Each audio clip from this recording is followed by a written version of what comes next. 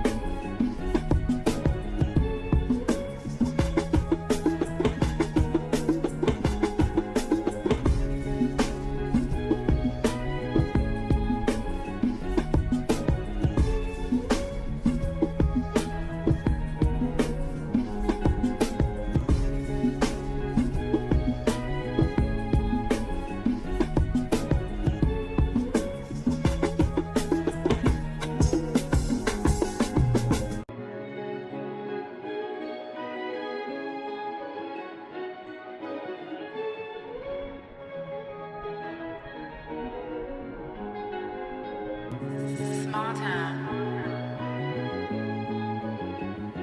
Damn, that's you strictly.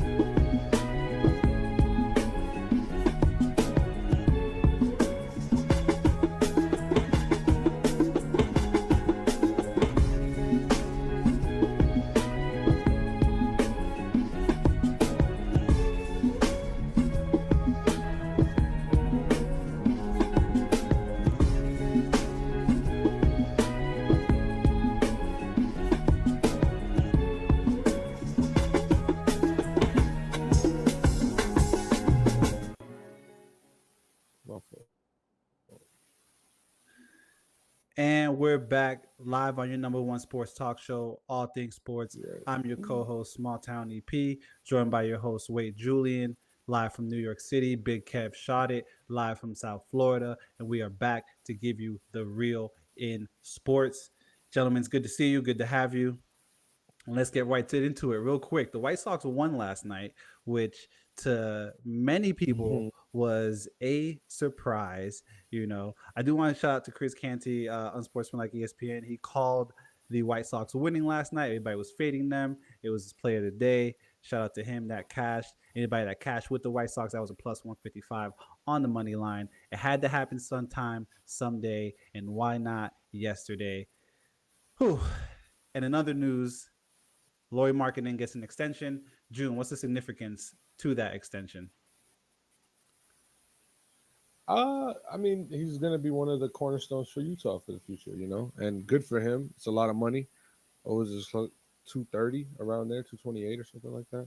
Um, like, happy for him, great. But we thought this whole time Laurie Markkinen was going to be moved this offseason. Obviously, for a little bit, it got to a point where, okay, it might be a stalemate. But I didn't think he was going to sign the contract. That was my thing. But hey, if that's what Utah wants to do and he's happy there, then let's see what him and our boy from Duke, Flip, can do. Yeah, that's right. Yo, I want to kick it over to the chat real quick. Shout out to Evan there saying you're Cardi in there, late night pod. What up? Kev, Yo, how big is his impact that Marketing staying? I know there was, like June said, a lot of reports that he wasn't going to sign again. He wouldn't be there this year. How important is this piece to the Utah team?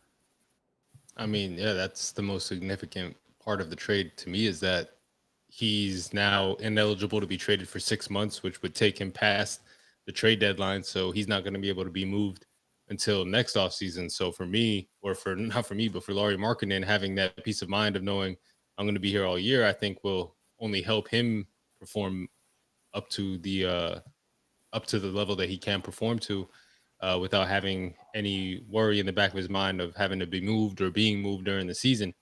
So you probably get the best Laurie Markkinen that you get this season. Probably raises his stock a little bit, and then depending on how Utah does and how they see their future, they can get back into possible trade discussions next offseason if that's something they're still looking to do. But in my opinion, I think this will have a career season from Laurie Markkinen. We'll wait to see it. We'll wait to see it.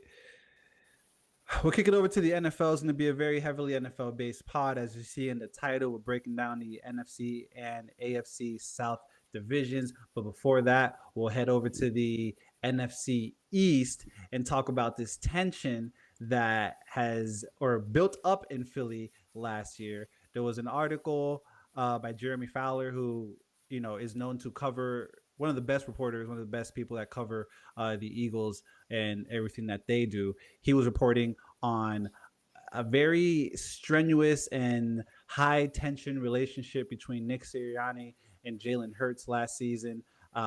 Really, one of the ones that stuck out to me, one of the situations, when I say one of the situations that stuck out, because it was a game that I watched live, which was a part of their losing, what was it, 5 of their last 6 games, if I'm not mistaken, was the loss in Seattle. And apparently, in those last 13 seconds in the game, Philly's at midfield with the ball. And I'm thinking of when him and AJ Brown go downfield, they essentially do a deep route when they just need a couple yards to get into possible field goal range or down by 3 points, and it gets picked. Game over. Drew Lock has this celebratory interview on the field about how he loves the city and loves the sport. And the Eagles at that point, if I'm not mistaken, lost 4 out of 5. This was just before Christmas, and apparently that wasn't the play that was drawn up. There was a short little play, get us a field goal, just had the game go to overtime, that was drawn up by Sirianni, and Jalen Hurts and AJ Brown check audible out of it, go deep ball, like I said, is picked off, game over. And it just seems like with what Jeremy Fowler's reporting, Jalen Hurts just doesn't see the, I don't want to say value in his head coach, but it kind of seems like that, or just wants to do things a little differently. Very strenuous relationship reported by Jeremy Fowler. Does this share a little more clarity on kind of the downfall of their season, Kev? I mean, I'd imagine that has something to do with it. I read quickly over the report that you sent earlier in the chat, and I saw that they said even when they were 10-1, they were still walking around like everybody's dog died. So obviously there was something going on in the locker room that did not allow this team to reach its full potential. They also, if I need to remind you guys, first loss was to the Jets. So when you start the season undefeated and you're the last team undefeated left in the league and you lose to the Jets, like something's wrong in that locker room. So that should have been the first sign that something was wrong. And then, but yeah, as the season went on, you could just see they weren't the same team, and they spent a bunch of money this offseason to hope to fix that. But they say money doesn't solve your problem. So we'll see what they, if that relationship can be repaired and show it on the field this upcoming season. I like that take, Kev. EP, you muted. My fault. I love that you said that, just to see what happens this year. There's been, in that same report, Jeremy Fowler reports that there hasn't been much interaction between Hurts and Sirianni so far at camp.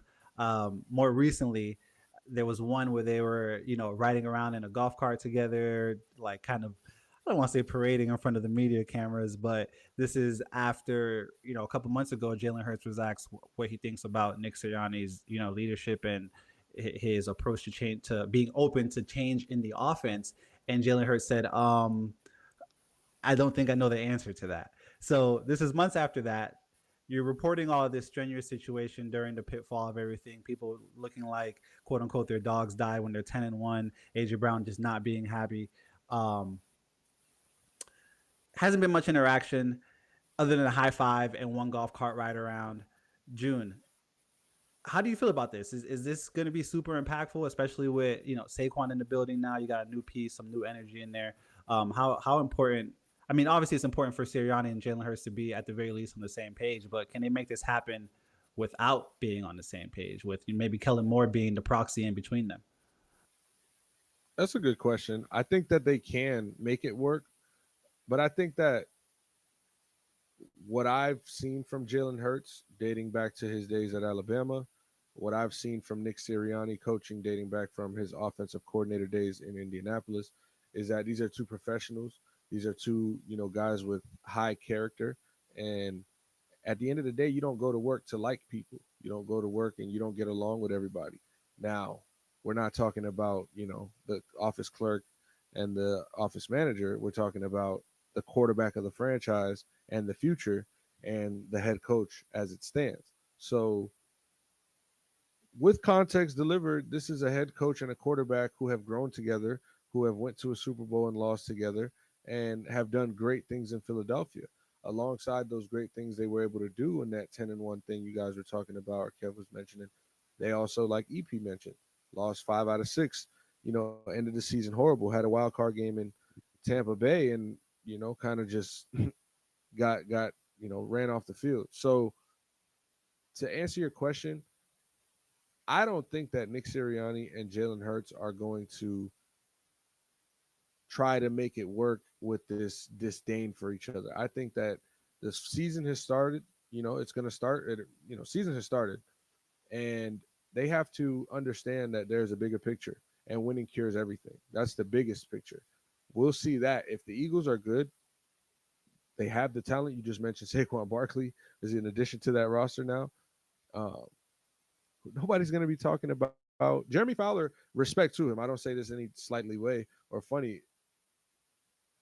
Jeremy Fowler's not going to be talking about Nick Sirianni and Jalen Hurts' relationship. He's going to be talking about how the Eagles have been able to do what they've done this season to put themselves in whatever position positively. So um, that's my take on it. Winning is going to cure everything. So just win. And we saw also two of, like, if it's an ego thing between the two because they made the Super Bowl in their first year together.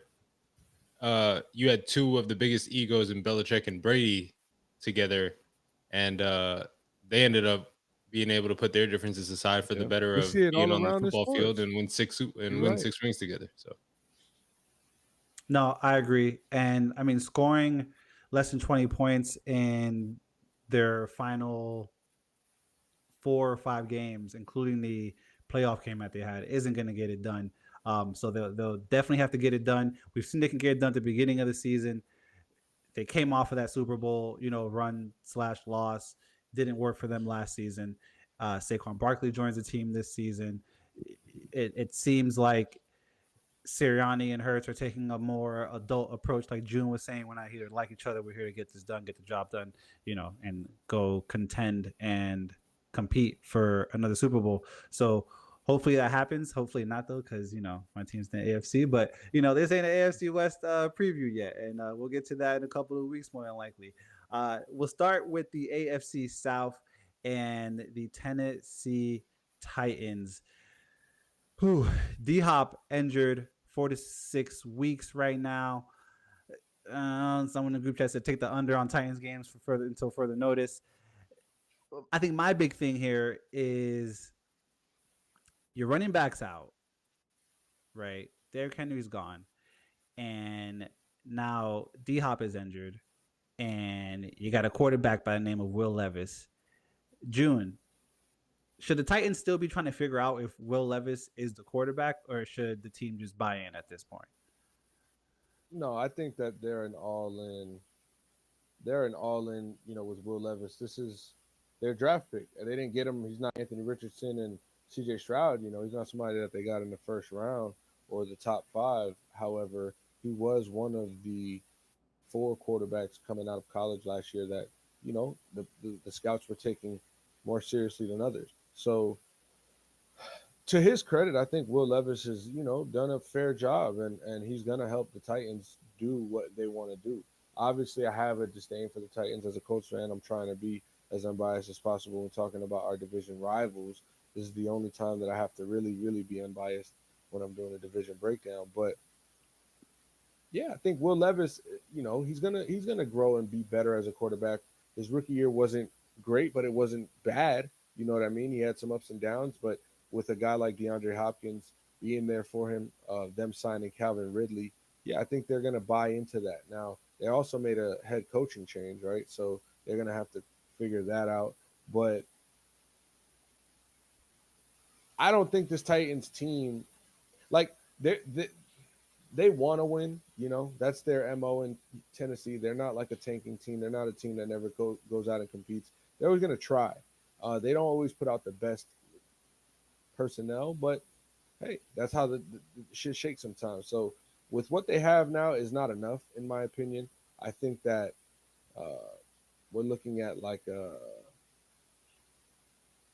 4-13. I have them at 4-13 to finish. So to get a little more in depth, if you look at their EP, pull up their schedule for me real quick. If you look up their Yeah, absolutely. first 5 games, I They mean, open in Chicago. real Play. quick. So Yeah, my point in bringing this up is, are they going to start off 0-5 and possibly 0-7? And just hear it out. Just walk with me real quick. Hear the schedule, Kev. Go ahead. oh, my fault. At Yeah. Chicago, Caleb Williams. They'll be in the Windy City. Then they And that's play. the only game that I think that they could go to Chicago and win, but there's a different, culture in Chicago, I guess, with the quarterback. Go ahead. No, you're good. They then play versus the Jets in Tennessee. Then they get Green Bay in Tennessee. Then they go to Miami September 30th before having their bye week early in the season, which I That's think another is thing. is key. They have their bye week early in the season, Six, week 5, week and 5. then week 6 they play Indianapolis at home, and week 7 they go to Buffalo, and week 8 they're in Detroit. So That was the bye week. Yeah, so they're it's like, yo, that's 1-6, 0-7. I don't know, but anyways, so with all that being said, like you mentioned, they lost their 1,100-yard rusher, Derrick Henry. They lost Denico Autry to the Texans. He had 11 and a half sacks. DeAndre Hopkins being out 4 to 6 weeks leading into the regular season isn't horrible news.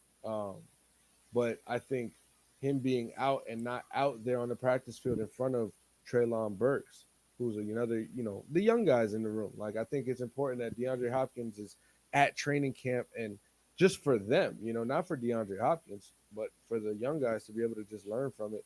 So that kind of just stings a bit. Um, but they did get Calvin Ridley, like I mentioned. They signed Tony Pollard to help in the run game, and Kenneth Murray and Chidobe Awuzie are some defensive additions. So they're trying. They're always going to try to compete, get players to come here and put it out there. But um, my early record prediction for the Titans is 4-13, and I might have sprinkled some, Colts fan on there, but not too much. I could see them getting to 6 games, but no more than 6 games. I got them at 4-13, and and a top 5 draft pick if the 4-13 thing, is true. But yeah. I don't Kev, hope no. yeah, Otherwise, there's gonna be a lot of bad football being played if they're 4-13 outside of the top 5. Yeah. I mean, they did draft J.C. Latham. I'm sure he'll help them protect Will Levis.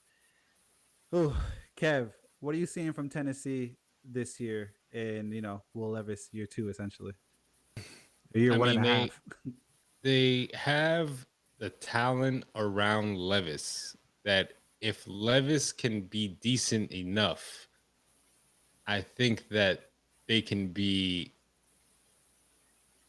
a Formidable. 6 to 7. Yeah, like I think they could be a team that, like, not maybe not a winning team, not a playoff team, but they're 8-9, 7-10, and it's all going to come down to, can Will Levis play the quarterback position and be effective? They also signed Tyler Boyd, who I like a lot as a third receiver. So I love the Tony Pollard signing. You lose Henry, but you get Pollard, who's probably a little bit better out of the backfield receiving wise. Going to help a young quarterback like Levis with checkdowns, things like that. Somewhere where Derrick Henry, you know, he could get involved in the screen game, but he's not really a guy that you're just going to you're going to put it in his stomach and let him pause and let him Oh, do what Derrick Henry does.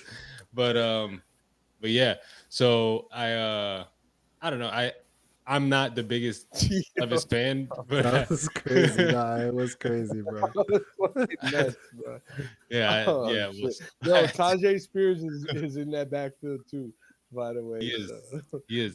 But I do think Pollard is going to be the lead guy, and then Jamal Adams, even though he can't cover anybody, he's great at rushing the quarterback. So they made a few little additions that I think could help the team overall, but I don't think they're a playoff team. I didn't hear And you and say anything to go ahead, finish it. My fault. no, I was gonna say Will Levis still puts mayo in his coffee, so that is Hey, Just real quick though, unforgivable, I right? didn't hear you. I didn't hear you say anything about the 0-5, 0-7 possible start. I don't I don't love it just because I don't think they're gonna be that bad. Where do you think they get the wins? Can we talk about that I at think least? they Can can we beat run down the Chicago. first 7 games? I think they can beat Chicago. Yeah. Um, It's a that- little tough when you look at it, bro. because there's teams in there that I really don't know that they're going to Who be are as you saying good. you don't know? Green Bay, Green like Bay? I don't know that I knew Green you were Bay looking is at Green going Bay. to And be. why not, bro? Why not? I mean, we'll I talk don't about the know. North next week or so, but Yeah. they were good last year. They're a They playoff were. winning There's team. plenty They of beat the teams. Cowboys on the road. Listen, the And Cardinals made they the have a lot playoffs of good once. receiving. They have a good receiving core. You know, we'll talk about the Packers when it's Yeah, their turn. But but okay, so you think the Titans could beat the Packers? Buffalo's another team that I just think is It's going to the have a one you just really don't down know year. week by week. You don't know what's going to happen over Yeah, I think Yeah. they're going to have a down year. So there. I think they'll those have a down year, but I don't think they'll have a bad year. I so down in their I think things standings. might You know what snowball. I'm saying? I think it might be a Okay. snowball effect. Yeah. This could be the start of the finish, and I ain't mad at it. But I mean, they started, what was it, 2-4 through 6 last season, and I mean through 5 they were 2-3. So, uh, Like are we saying they have a it's worse tough start too. this year? It's tough in too. The schedule is tough. That's all I'm and saying. The schedule and is tough. listen, we'll also get to the East, but I want to say this before I forget because I'll forget to say it. I wouldn't be surprised if McDermott's the first coach gone this year. Ooh, I love Kev when he just try to Mm. drop some shit. Pause. Like he just like, yo, I got something. I got something. We're gonna remember that one. And I'm not mad at that one. I disagreed last time with the JJ Redick. No disrespect, JJ. No disrespect, coach. But I can't wait to I ain't get mad at McDermott. It looks like you're wearing a Buffalo Bills hat right now, honestly. But you're not. No, this Nah, is my okay. my I boy King of the Cards on all socials and YouTube. Shout out to King of the Cards, man. Sports cards. And I just see the red. I just see the red on the right side, and it was in the shape of like the bill. So Oh that's all. yeah, It was just like it's looking like at it real quick. it's like a with play the on lighting. Bass Pro Shops, but it's like I it says see it. local Yeah, car hell shops. yeah, I see it. Yeah. That's just fire. Thank you, thank you. But yo, EP, what we talking next? I want to kick it over to the chat real quick. While we were talking about the Eagles, just in the backtrack for a second, we were saying that winning cures everything, right, June? Ev wants to know what's the right amount of wins to cure last year's kind of downfall. I would say 12 minimum. 12 minimum. You want to go 13, 14 and like get a number 1 seed. Yeah, in a perfect world. But NFC East, you got Dallas in your division. You got to get that 12 mark for sure. And I think with 12 wins, you should be satisfied after the season. Go ahead. And Kim. you won 11. You won 11 last year, so you got to be Yeah. better than last year. I would say at least. Yeah, that too. So yeah, shout out to Ev right there, bro. Appreciate you for that one. But yeah, I think 1000%. 12 will be a good little benchmark. And then, that's like also like the start of the benchmark because it's like Kev said, like that's just the minimum to being better than last year. Like, can we be even better than that? Is a challenge. So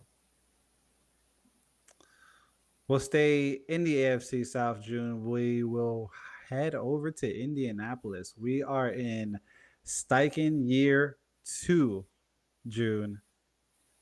Josh Downs injured today, ankle practice, haven't given a timetable yet. What are you expecting from year 2 under Shane Steichen?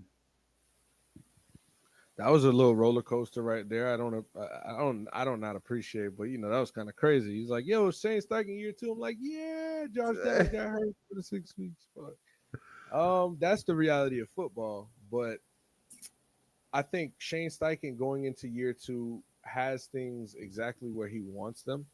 Um, Guys understanding what he wants to do with the offense, um, having more players for his offense and how he wants to, you know, play around them, and team in general. But he is an offensive minded head coach, so I'm talking about that more specifically. Um, but we've kind of given him the keys to go and find the success. And year two, Anthony Richardson, is the key. This is like this is the part that if he goes, we go. If he don't, we float, but we might not go. And so that was what happened last year. Gardner Minshew was able to hold us afloat, but week 18, we played Houston for the playoff spot for the division, and we came up short. So um, you get a guy like Anthony Richardson back into the equation just for one explosiveness, because we talk about him, and I try every time to rave about him because we don't talk about him much. But I'm truly excited. I was unsure last year. And we could even go back. I'm not going to try to take too long on this, but we could even go back to draft time. I did not want the Colts to draft him maybe in the September, in the fall, like when college football season had started. I didn't want the Colts. One, he's a Gator, so it was just like an automatic hate. But then it was like, yo, this kid didn't really play too much. We don't really know. The sample size is there, but and what I see, I love what I see. Don't get me wrong, I love what I see. But it was just 13 games, and so at this point, we need a quarterback, and we're in a bad situation with our quarterback for the last few years, purgatory wise. You know what? Anthony Richardson, bro, 6'5", 240, 250, like, sign me up, dog. The man, and he kills the combine, and has a great pro day. What's there not to like about him? The person he is, it's like this is somebody you do want leading your team. And if he can stay healthy, that's the biggest question, and that's the biggest issue that has been throughout his short career, then we're good. And that still makes me a little nervous because one, he's a quarterback. You need the quarterback healthy, but two, it's a known thing. So that's going to be the Colts' biggest thing here. As he goes, we go. But looking into last season, going 9-8, I'm expecting the Colts, after looking at the schedule this season, to go 12-5, and I think 12 is the benchmark for the Colts to want to be great in this AFC, because we need to win our division so that we can get a number one seed. A first round matchup at the house. That's like the Mhm. biggest thing. The AFC is deep. The AFC is a tough conference to win, and so because you look at the NFC and it's top heavy, right? You got the first two or three teams, and it's like these are the guys that are probably going to get there. The AFC, that playoff, the whole playoff race is tough. You don't, no matter who you get round one, it's like this is probably going to be odd situation. So you want to be at home, win a division, 12 games we got to win, with week one starting at Houston. That's our vengeance right there. We get to come back, play at home opener week one. C.J. Stroud, Anthony Richardson. We played C.J. Stroud with Anthony Richardson last year. Anthony Richardson gets hurt first quarter. He has already 2 touchdowns. So it's there's something there. At Jacksonville, week 5, Let's get I it. don't have us winning this game because it's just something about it. But if any year, of course, this is the year. I'm just locked in on that game at Jacksonville week 5, and then at MetLife Sunday Night Football week 11 versus the Jets. I think these are 3 big games on our schedule that I'm looking at as a fan, um, because these are like meaningful games right here. One, like I mentioned, the C.J. Stroud, Anthony Richardson, hopefully is a thing for years. I hope the Texans keep Stroud. I hope we keep Richardson. The Jacksonville week 5 in Jacksonville, we haven't won there since 2014. And then, at New York Jets Sunday night, week 11, that's Anthony Richardson's first primetime game. It'll be on the road versus hopefully Aaron Rodgers. Like there's a lot there for me too. So that's my thing on the Colts. The Josh Downs thing sucks. Obviously, today in practice he gets hurt. Nick Cross, our safety, who's fighting for a starting spot versus Rodney Thomas. Nick Cross goes and hits Josh Downs on a 7-on-7 drill. Man, you never want to see somebody going down on 7-on-7. Shouldn't be contact, and he tackled him. High ankle sprain. This is not what you want going into a season, especially when it's friendly fire. So hopefully Josh Downs gets better through that. But yeah, man, I'm super excited. I haven't even really talked about the defense and guys on the team. I want to kind of kick it over to you and Kev. Hear your thoughts on the Colts. I know I can ramble for days about them, so I appreciate y'all staying there. I've told you before when it happened earlier. I love the first round pick Latu for the edge that you guys picked up, and even Adonai Mitchell coming out of Texas. I mean, 845 yards last season, including 32 in the semifinal against Washington. I think he's definitely going to be a big addition. It's seeing that right now you guys have him as a co-starter at the third receiver position, but I think he'll make a very big impact for you guys. I do think that Jacksonville, key game. I mean, I think opening and week 5 in Jacksonville, I think those are like the biggest key matchups for me because, I mean, letting them score 68 points between 2 games last year is just not going to cut it. I think Latu will definitely make things uncomfortable for Trevor Lawrence back there. But I think that I don't think you guys can split this with Jacksonville. I think you guys have to win both games. Kev, what do you think are some key matchups and key components to the 12-5 finish that June is talking about for the Colts? Yeah, well, while the Colts quarterback played 4 games last year, my quarterback played 4 snaps. So, you know, I wish my quarterback would have played 4 games, but I think the biggest thing for this Colts team is, I believe, if I'm not mistaken, June, you can correct me if I'm wrong, but they're returning every starter from last year's defense, who was one of the best in the league, and then adding the rookie onto the edge, who I'm sure is going to rotate in and out. But they had his role.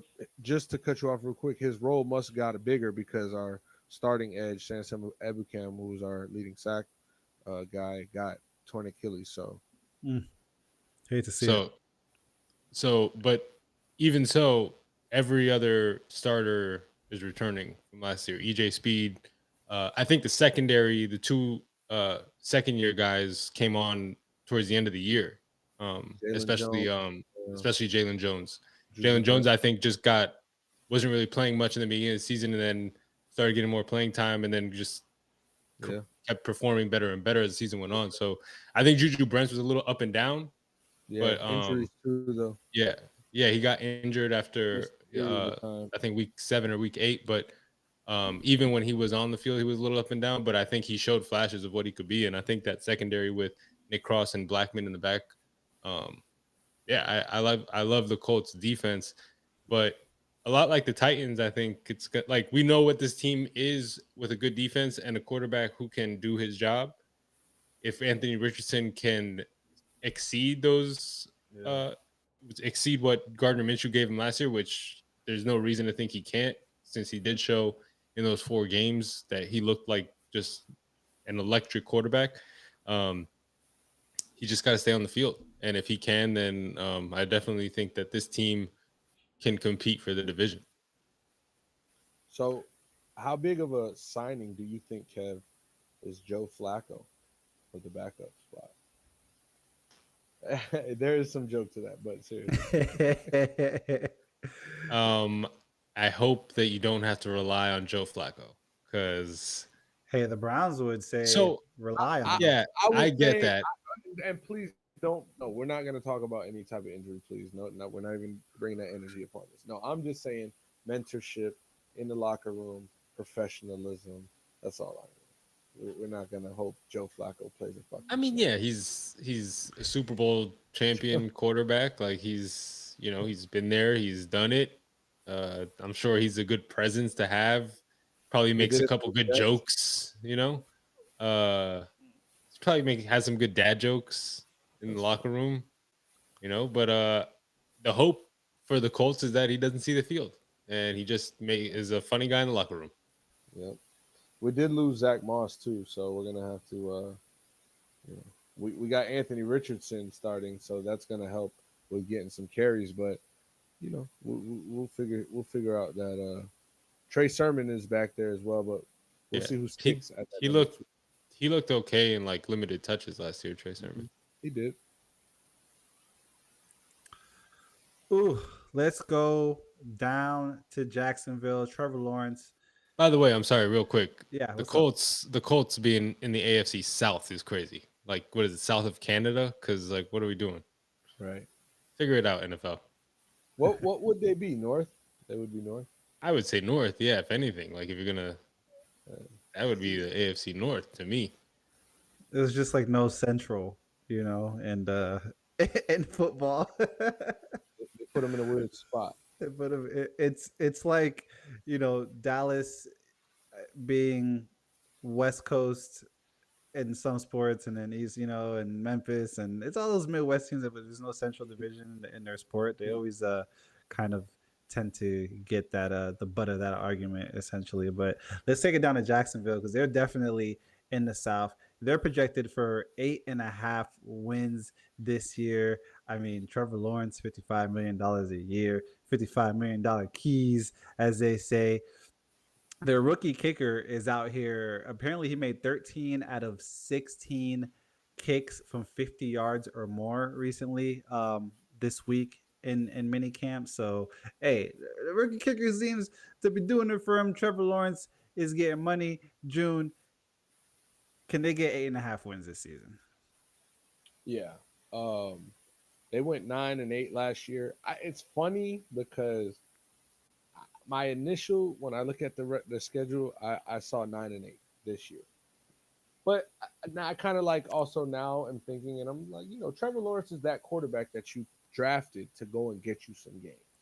So, we might see a 11, 12 is like that depends on how the divisional games shake up. I don't think they get 12, but we can see a 10, possibly 11 uh, win season from this team. They drafted Brian Thomas Jr., who we haven't really seen any clips of him out of camp so far, but I'm sure he'll have some explosiveness to him in his rookie year.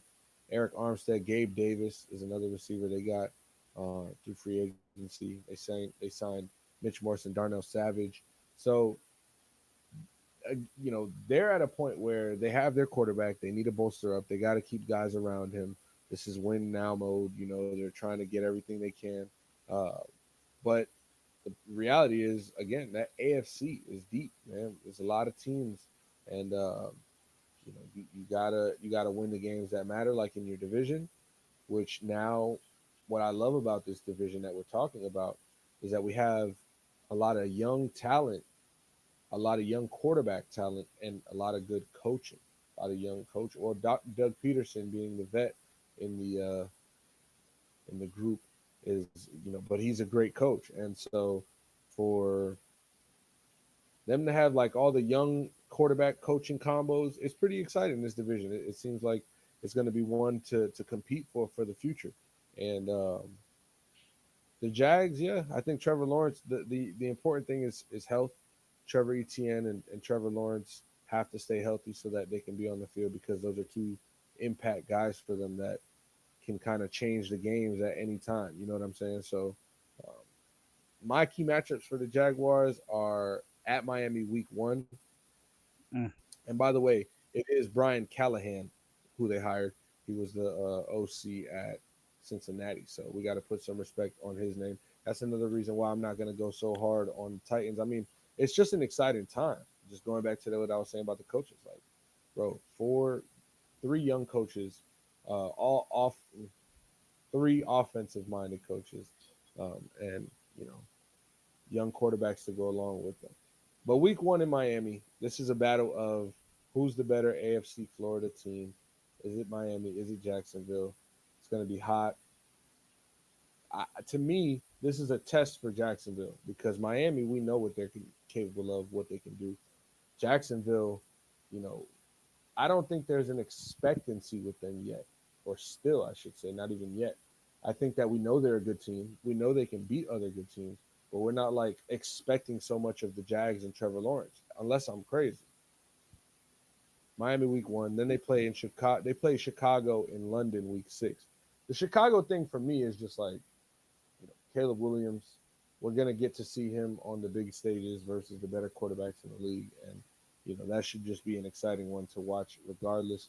And then the Jaguars go to Philly week 9 for Sunday Night Football, and somebody might just write a win on the wall for the Eagles, but this is Trevor Lawrence's story as well. You know what I'm saying? So that's all I'm trying to remember and keep in mind when I'm, talking about the Jaguars and the Texans, because I think those are two guys that have, the capability of taking their teams to wins and doing it for a long time. So um, that's kind of my wrap up on the Jags. Again, I think they can finish with 10 and or 11 wins, but I wouldn't be surprised at the 9-8, which was my initial prediction. So they're going to be a playoff contender for me. Fun fact, funny story about these Jaguars. They cut Peterson's son off the team recently. I really he was like a backup quarterback or something. They did cut his son. I wonder if they were able to work that day together and then had to, right back out together too. um, Kev, how you feel about Jacksonville? I'm not gonna lie. Week 1, I'm taking Dolphins -3.5, and whatever the over is, you got the 2 highest paid. Not highest, but the 2 of the top 3 highest paid QBs in the league going head to head.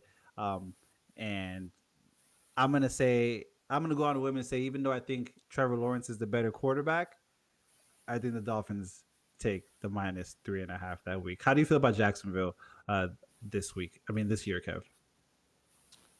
I want to talk about a team that could start the season 0-5. That's a tough 5 games you got at Miami, then you go home for Cleveland, then you're at Buffalo on Monday night, and then you're at Houston, and then playing Indy. They could very well be quickly looking at 0-5 in the face, and and trying to think about where they go from there. And then they go to London. This is where they go from there to play Chicago, and anything can happen in London because those games are always terrible. It's funny, Kev, and I appreciate you for letting me talk, because I be talking, and I know I be cutting you off here and there, but you just be saying some shit and it make me laugh, because it's like this. I love perspective, because how I had the conviction for the Titans possibly starting off 0-7. It's like you're looking at this like, bro, this team could, and it's just like you just have to see it for someone else's view sometimes. So it's just funny. Yeah, and I also at the same time think that Jacksonville could go 4-1 in that stretch. Like I don't think either way. I don't think they're gonna go 0-5, or like I don't know what's gonna happen. With football, I feel like you gotta look at the first few weeks before you can really make a valid prediction on what you think. We just have to see these teams actually get on the field and play. But just on paper, like this could be an 0-5 team to start the season. But they do have Trevor Lawrence, they do have Travis Etienne, and Christian Kirk. Hopefully he can stay healthy this year. He missed, I think, 5 games last year. So yeah, I think with Christian Kirk there as your number 1 receiver, because he should be their number 1, I would imagine. And then the additions that you made in the offseason, you would hope would help Trevor Lawrence, but then you also lost Calvin Ridley. So tough to say what this team is going to look like with a rookie receiver opposite Christian Kirk. So not really sure where they go, but I could definitely see an 0-5 start from this team. 4-1, 0-5. One thing's for sure is that regardless, we're going to be talking about that $55 million a year again in a couple of months, and we'll see what happens in Jacksonville. Let's head over to Houston, last team in the AFC South. We have Stroud year 2, who set the bar for rookie QBs coming in for the foreseeable future at at the sky, pretty much. There are no limits, no ceiling on those expectations that Stroud has set. Ooh, Vegas has him, if I'm not mistaken, at 9.5 wins this year. CJ Stroud plus 850 to win MVP. Tank Dell, Stephon Diggs and company. I mean, it's looking like all steam ahead, or is it? Kev, could we see some heavy regression from Stroud this year? Um, I don't expect it. I think he showed the quarterback that he can be last year. Um, Also, it's hard to not regress a little bit from the year he had last year. So there could definitely be some sort of regression. Because if he does better than he does last year, then that plus 800 looks great, like as for MVP. MVP, bro. Um, like the league is waiting to crown another face that's not named Patrick Mahomes, I think, and CJ Stroud looks like he could be the guy to be that person who's like the face opposite of Mahomes. Like, who is Mahomes? Who's going to rival Mahomes? They've had the Josh Allen thing that's probably not going to happen this year, and now it's like, who's going to be the next young quarterback to step up Anthony and Richardson. Oh my try to God. beat Patrick Mahomes? I mean, there's Joe Burrow. Obviously, he doesn't like to hear it, but it is a I know. fact. I'm There is looking Joe at him. Burrow. Um, but yeah, I Joe, think hey, that's Joey, but that's Joey. like the AFC is full of just young quarterbacks who can really compete with each other for the next several years. So, Hey, Kev. um, If if if if Patrick Mahomes and yes, say it with me. If was a fifth, I know. But if Patrick Mahomes doesn't get hit late or out of bounds or whatever the fuck happened in that AFC Championship, Joe Burrow is the face of that. It's just the way it is, and that's how close it was. And this is why, like, when I kind of go back and forth with Eve about the Bengals, it's like I know y'all up, but hey, man, them boys is real. But that was And just a boys was side. not in the playoffs last season. Joe Burrow wasn't in the mix. Them boys was not in the playoffs last season, and I said they wasn't. And I can't wait for the NFC West breakdown because I got another one for you, motherfuckers. Hey,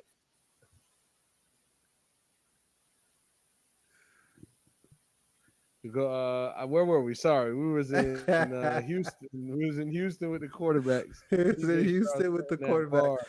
June, Hey, $100 to win 850 on the on the Stroud for MVP bet. You placing it? $10, 10 to 85. I mean, yeah, I would put like 25 on that. Like, there's definitely a possibility of him winning MVP, but again, it's like he has to play better than last year. It's just I don't know. Tough division. I wouldn't be mad if I lost to 25 on it. I'm not putting $100 because to me, he's not winning the MVP. So it's like that's how I feel. So it's like I can't be like $100. He's not gonna win it. I could be like 25. He might. You feel me? So that's different. But yeah, they like you said, they added Stephon Diggs. They added Daniil Hunter across from Joe their Mixon also. defensive rookie of the year. Yeah, Will Anderson, C.J. Henderson over there, and the Joe Mixon thing. They traded him for a seventh, and then signed him to a 3-year, $27 million deal. So uh, And they Danico still have Autry, Damon Pierce also. yeah, Danico Autry, who had those 11 and a half sacks for Tennessee last year, is now starting nose tackle for them. So he did actually. Danico Autry got suspended for 6 games for PED. Man. So that's actually one of their little losses right there. They went 10-7 last year. I got them going 11-6, possibly 12. Depending on how those games with Indianapolis shape up. Really, um, is how I have this division shaping up. Um, so they play, Colts week 1. That's like their opportunity for them to that Colts game wasn't a fluke. Like, yeah, we lost in the playoffs. Well, they won a playoff game versus Joe Flacco and the Browns, um, and then they lost to Lamar. But that's their like, yo, we are the best team in this division. It is our division. We're gonna show y'all you still can't beat us. That's what the Texans are gonna come out week 1 with on their mind. Then they go week 2. I just have this highlighted because Bears, Caleb Williams, C.J. Stroud. That could be something we watch for the for the next decade. At Green Bay week 7, I want to see that Jordan Love, C.J. Stroud matchup. Um, those are two young teams. I think the Packers might be the youngest team in the league, but they're two young teams with young quarterbacks and um, really good head coaches. So to me, that's an exciting one. And then they play at home versus Detroit in week 10. on Sunday night. So, these are some key games I got for them. And I think that they are a playoff team, whether it being winning the division or getting a wild card. CJ Stroud plays, if not better, just about as good as he did last year. So, What do you think, Kev? Where do you have Houston sitting at? They were 10-7 last year. What do you have them sitting at the end of the season? I think 12 wins and they win the division. Um, Mm. I like what they've added to the team. I think they've made good moves to put more talent around Stroud and kind of make that push that you see when you have a young quarterback and you want to build talent around him. I think they've done that with Stephon Diggs and Joe Mixon. So Okay. All right. I I ain't can mad at agree. it. I can see that. I can see that. Super Bowl contenders, possibly, or are we stopping in the playoffs again? I don't think they're there yet. Uh, I think CJ Stroud may need another year or so under his belt before before he gets to that Me point. too. Me too. Maybe That's three. fair. That's fair. That's fair. That's fair. Let's kick it over to the NFC South. We've been in the AFC this episode so far. Let's kick it over to the NFC. We'll start here where I am in Atlanta. Kirk Cousins in the Mercedes Benz Dome. Kev, will Kyle Pitts and Drake London have their best statistical years this year with Kirk Cousins under the helm? Yes, short answer. I think so. Yeah, I think you get a guy like Kirk back there who's willing to sling it and can sling it. Um, utilizes his tight ends. Has always been a big tight end guy, going back to Logan Thomas days in Washington. Um, so If you know, you know. yeah, so I think Kirk with I mean look at Hawkinson. Hawkinson goes to Minnesota and he's balling in Minnesota. Wasn't doing as well in Detroit, but Kirk Cousins will utilize the tight ends. He'll utilize everybody on the field. If you're open and you can get open, he'll find you. And even if you're not open, he's still going to throw it to you. And so I think those guys are in for good statistical season, their best statistical seasons yet. Yeah, I mean, Bijan Robinson has still the potential. He's balling, and we're still just talking about his ceiling and how high his ceiling is. I mean, he could just break out this year and be that star that could lead him to, along with Drake London and Kyle Pitts, possibly, let's call it 10-7 record this year. I think Vegas has him at over 9.5 at -140. So super favorite to them going over 9.5. And with a division that's this wide open as it's been in the last two seasons, I mean, 10-7 to probably win you the division. How do you feel about that, June? I do agree. 10-7 will probably win you that division for sure. We always talk about this NFC South as one of the weaker divisions in football. Um, let's take a look at their schedule together.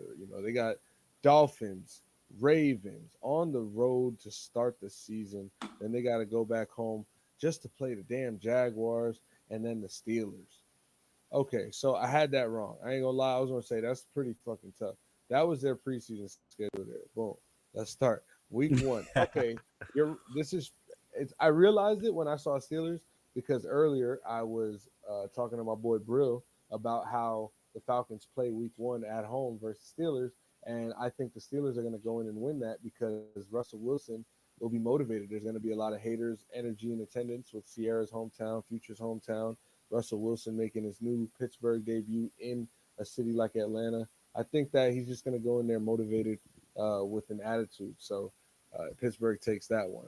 So uh, then they got to play the Eagles, Chiefs, and then they go into divisional play for 3 straight games, which is Saints, Bucks, Panthers. So I mean, hey, this division can be as easy as we say.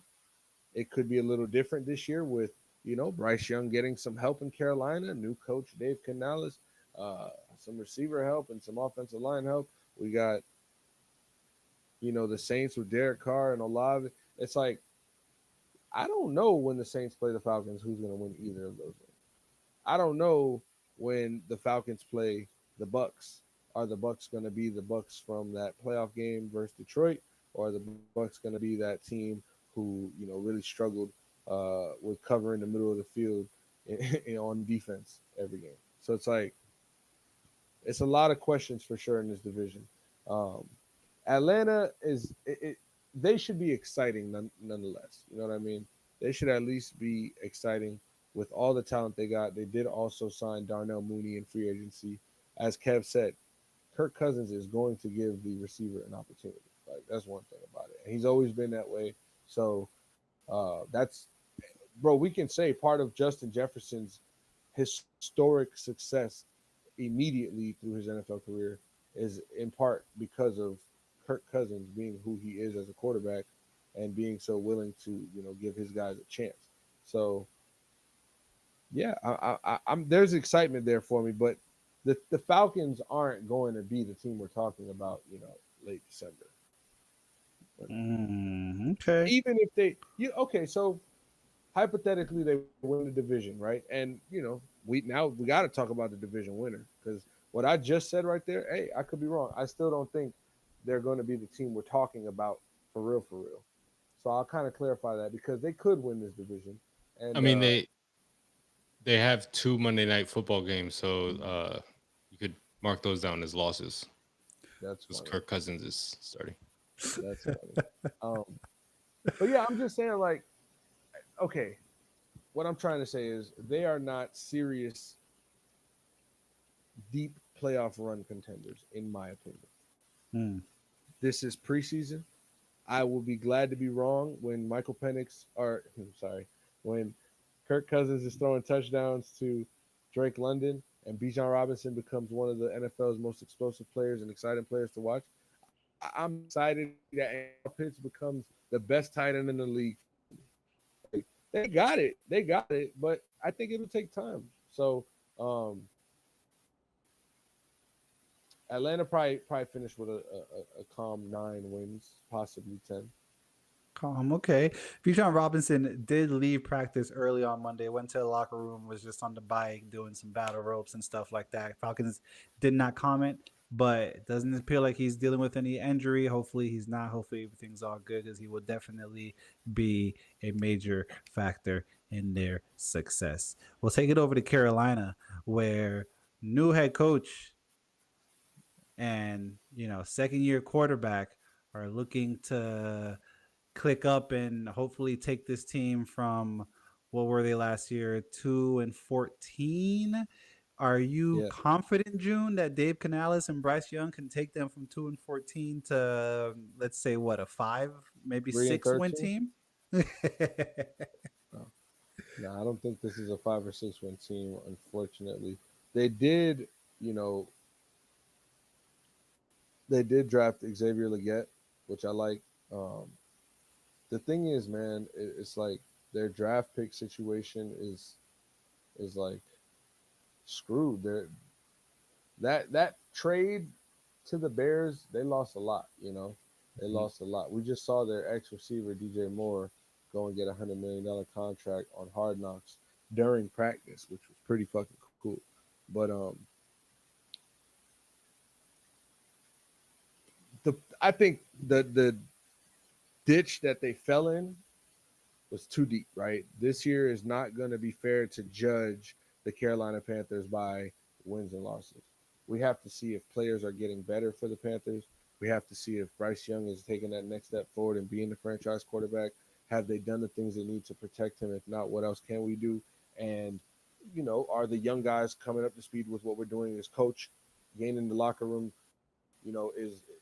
that is what we need to see this year. And that's what front office should be more so concerned with than can we get this team to 5 or 6 wins? Because quite frankly, they're probably not going to get 6 wins. Mm. If maybe they can win two of those games that they would have lost last year and get to 4. I'm not saying they're going to be the number, horriblest, worst team ever. All right, say they get 4 wins. That's still horrible. But I don't think they go and get that 6 wins. So the focus should just be on, trying to figure out what we're going to do with this roster, who's staying, who's going, who's getting better, how can we That's my focus for the Panthers. I don't even think they're worth talking about in the sense of like what we expect. Like like all Bryce Young just gotta go ball out for a little bit. Just go ball out, bro. Which is kind of cool now that I'm thinking about it. Because last year, I'm thinking like Bryce Young is in a fuck situation where it's you know head coach, nobody likes him. Uh, the owner is kind of irresponsible, as people say, and uh, you have no offensive line, draft capital stinks, and you're just in a bad situation. But now it's like, okay, Bryce Young, the pressure is always going to be on you as the number one pick Hmm. of the draft, franchise quarterback. You came to save us. What's going on? But like, they're in such a deep ditch that I think that you can excuse a little bit. You know what I'm saying? We could because we gave Trevor Lawrence some slack too, and they finally turned it around and signed some players, got a good coach, and we started to see change. But we can't expect Bryce Young to go and just. We can expect him to be better than last year. That's that's what you have to see for sure. But to like really go and make an impact, it's still going to be tough with the given circumstances. I want to hear Kev's thoughts on this Carolina Panthers team this season. Um, think we've I think that may be the most coverage that the Carolina Panthers get this season from any outlet. So if you're a Carolina Panthers fan, enjoy this. But I think we've spent too much time on them. Oh my Um, god. this is going to be probably the worst. I mean, like what they didn't do much to improve their team. I don't think it's going to be a good team. I don't know. I don't like.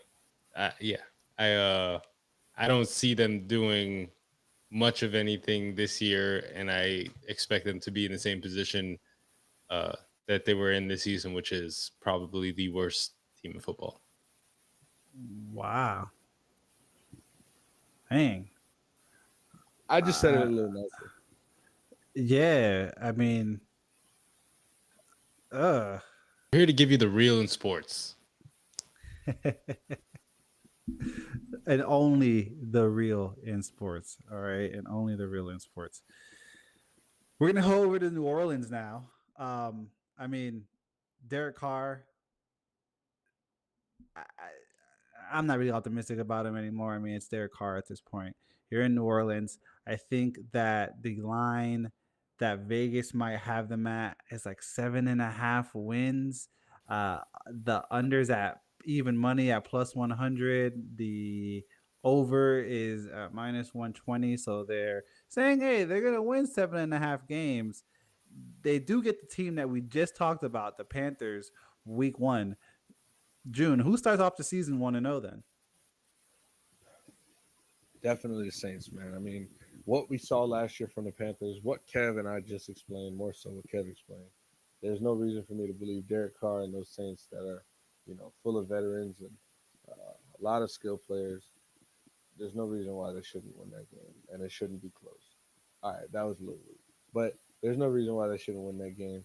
The Derek Carr thing is interesting because as much as we know who he is and what he's got, last year, he did struggle with the Saints for some time, but toward the end of the season, he picked it up and started playing some good football. And when you got a guy like Chris Olave, who I think is going to be a guy who breaks out this season as well, because he's just oozes talent. Like there's no way you can't notice how good he is, and there's no way that his opportunity is not gonna be there. Like he's just too good. He gets open. He has hands, footwork, and I think we haven't talked about him enough as a podcast, and I don't hear his name enough. Maybe because he's on the Saints, and whatever the case. But Olave is definitely going to be somebody this year. I think we talk about way more. So um, with him or a guy like him on your offense, it makes life easier for a lot of people. However, they don't have that.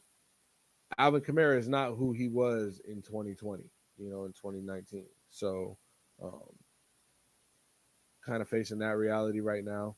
They don't have the greatest cap situation.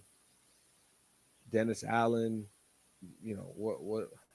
what's the identity of the Saints? That's kind of what I'm thinking right now. Like when you think of the Saints, how are they going to beat you? Because Derek Carr is not going to throw for 350 yards, 100 yards every game. Alvin Kamara is not going to run for 110 yards, and Cameron Jordan, as much as you want him to be the game changer that he has been his whole career, okay, we could keep relying on him, but goddamn, you know what I'm saying? Like, can he get some help? Well, you know, they got guys on defense. Kenny Vaccaro, Demario Davis. Like, I'm not trying to try them, but like my question was, how are they going to beat you? What's their identity?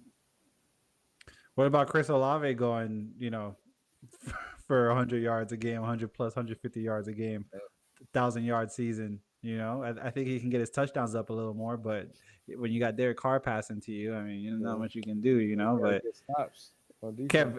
Kev, does Olave's a third straight 1,000-yard season from Olave maintain their at least 9-8 record from last year, or Vegas is saying 7.5 is the line this year? Do we think that we're going to see some regression in the wins in New Orleans this year, Kev? I think they could get to 8 wins. But it's funny because like you're talking about who's Derek Carr, and I said in my head like he's a 4,000-yard, 25 touchdown, 10 interception guy. And then I literally pulled up his stats and averaged his numbers, and he's a 4,000-yard, 25 touchdown, 10 interception a year guy.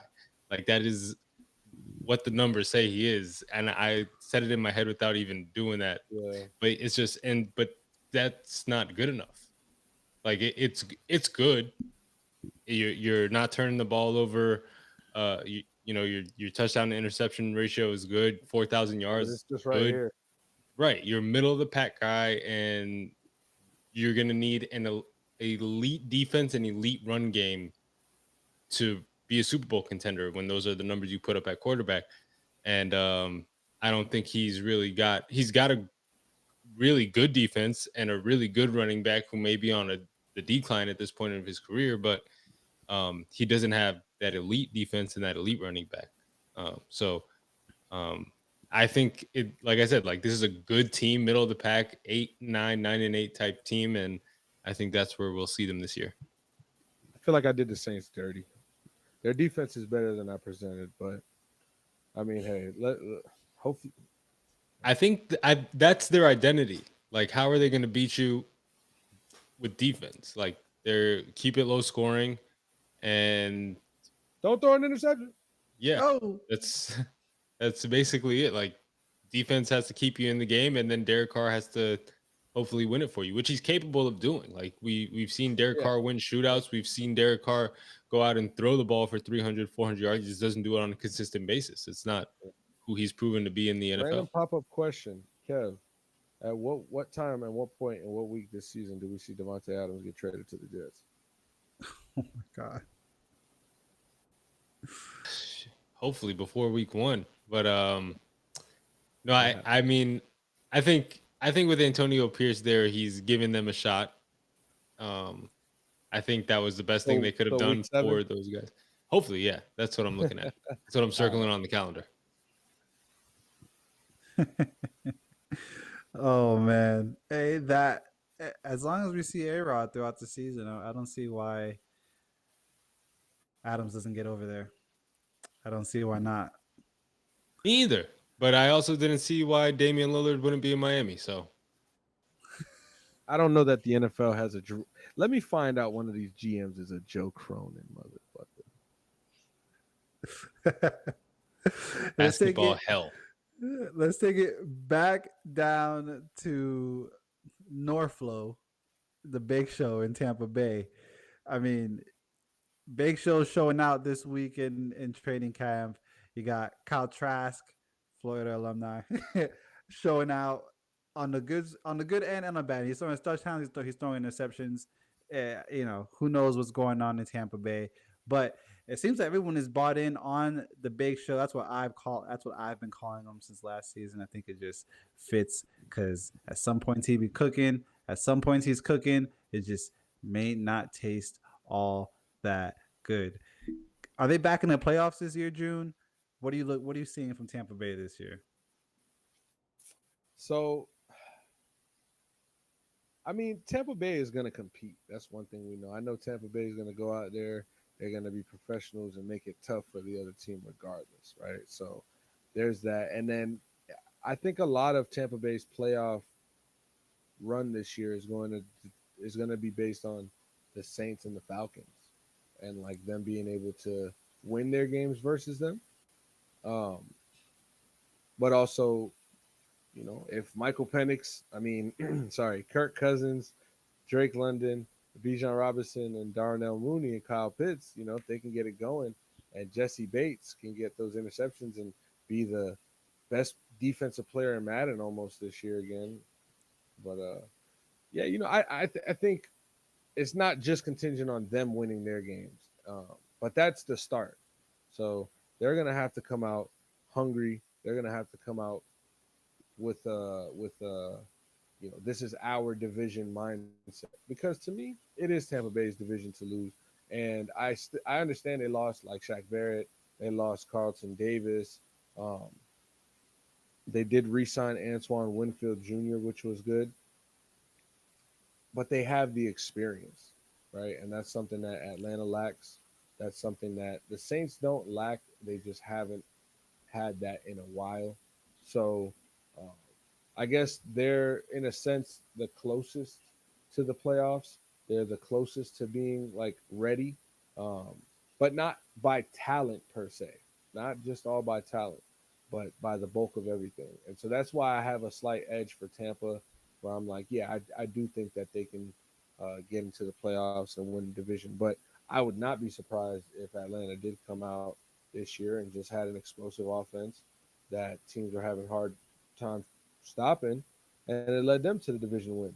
Um, the Saints, I'm gonna have to see something. I'm gonna have to see something from that offense that shows me like, yeah, this team could definitely win this division.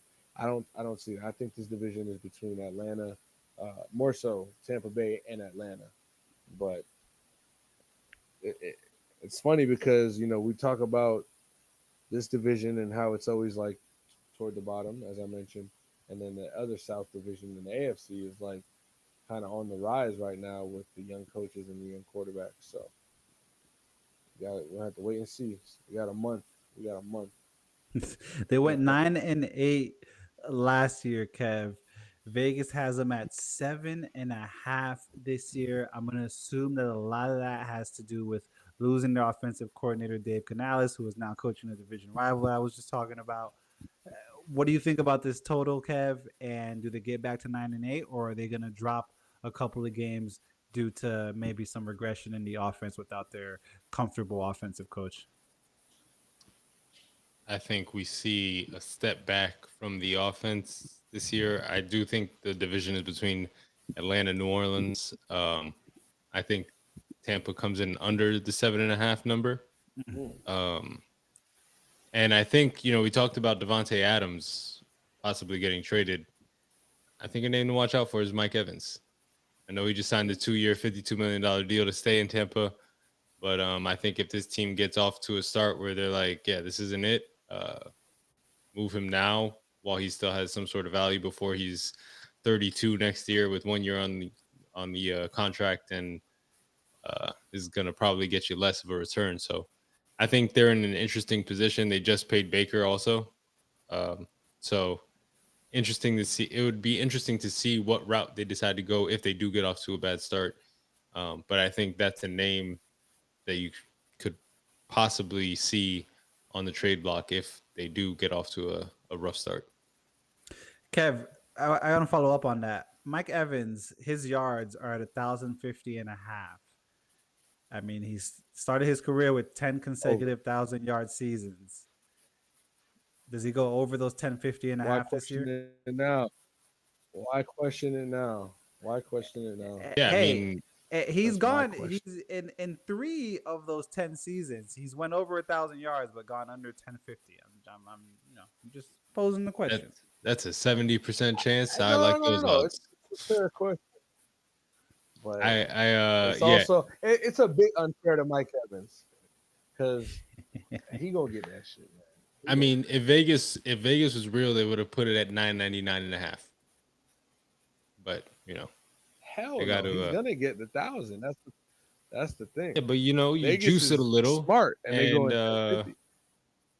you got to You can't go juice the under. line a little bit and just let people take it because people are you put it at minus 200, a bunch of people are gonna take it, and if by chance he goes under for some reason, he's 31. Like But he's you not saying by he's chance, not getting any younger. by chance, ain't no chance, ain't no chance. Listen, Baker's his quarterback. If Baker takes a step back and throwing Ba- the ball all over Jameis the was his field to quarterback. Baker's no, been his quarterback. the three of us will combine for 1,000 yards with Jameis at quarterback. He's letting it fly. Hey, think Baker is eight too. and a half touchdowns for Mike Evans. Over and under. Yeah, that's Uh, tough. I, I I take there I I take probably the well, it's, I take the over. Ooh. I take the yeah. I'm over on like both. I'm saying his red zone, is so deadly. He's such a threat. So it's like he's off rip gonna have 4 or 5, in the red zone. He's good for a couple bombs. He's good for some long, plays. So yeah, I'll take the over on the 8.5 touchdowns. I would definitely take the over on the yards. I actually might go and take those soon before they change their mind. 1050 and 8.5 is sweet. That's funny. You guys got anything else before we wrap this show up, gentlemen? Yeah, I wanted to shout out to the Olympian who won gold at the 400 meter, uh, Quincy Hall. Kev, you were telling us before this, during the pre-show, like how you was watching it and he was able to hawk him down. I mean, I watched the video after and I was like jaw dropped. But I could imagine, watching that live, watching Olympic sport live is crazy because we know how much it means. So Facts. just kind of explain and go through how it was watching it live during that 400 meter. I mean, yeah. So I've had the Olympics on in the house basically. Entire Olympics has just been running, and so I'm able to see as they come on, and they had the men's 400 meter final, and Quincy Hall was either in fourth or fifth. He was out. He was not on the podium. He was looked completely out of the race, and just hit emptied the tank. Like if you've never seen the literal definition of emptied the tank on a sports field, like that was it. He gave it everything he had, and you could see it in his face. You could see it in his strides. Like he was pushing it to the limit, and he was not leaving that track without a gold medal. And ran him down like they stole something from him, and crossed the finish line before everybody else for the gold Yeah. medal. So He uh, had to pull that DK Metcalf. that was grit and determination. Like all those things that people say, like grit, determination, like Yeah. that was like Just go if watch that there's video. yeah, Leave it watch all that out video. there. Yeah, Yeah, that leave it is all like out there. empty the tank, left it all on the field, like left it on the track. That is that. Like that was the one time like you could say that and actually 100% see that that's what he did and won the gold medal. So very Or cool the, moment for him on or the the show. Sure. Denzel Washington. I'm leaving here with some. I ain't come here. Damn, I'm leaving here with some. Ladies and gentlemen, boys and girls, Oh, children of real all. quick, my bad. I just want to give a shout out to Sean Payton and his three quarterbacks, Jared Stidham, Zach Wilson, and Bo Nix, the third string. Shout out to you, Sean Payton. Keep doing a great job out there in Denver. Ladies and gentlemen, boys and girls, children of all ages, as we cross this hour 20 mark, this has been your Thursday night, all things sports episode. Even though it's Wednesday, now it's Thursday morning. We're a little later than we typically have been. This is reminiscent of the OG days right here. If you tapped in with us on the live, thank you so much. If you're tuning in after the fact, we appreciate you for being here because you could be anywhere in the world, but you're here with us right now, tapped in. We'll see you all next week. Peace.